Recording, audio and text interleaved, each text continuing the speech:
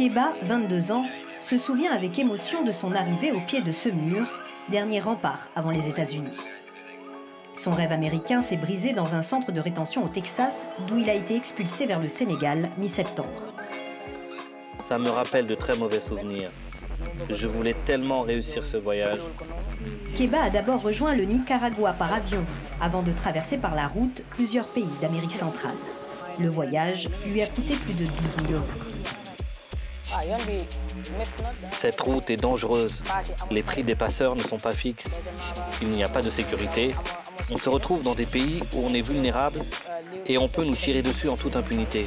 On fuit l'immigration qui peut à tout moment nous arrêter et nous déporter.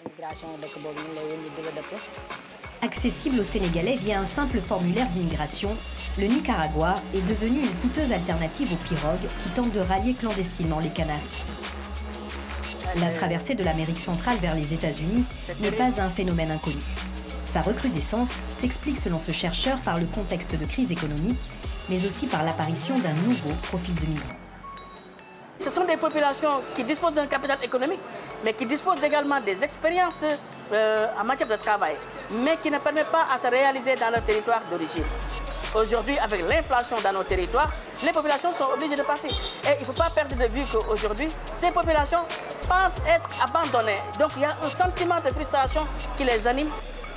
Selon un récent rapport de l'Organisation internationale pour l'immigration, près de 20 000 Africains ont traversé la frontière nord du Nicaragua au cours du premier semestre 2023.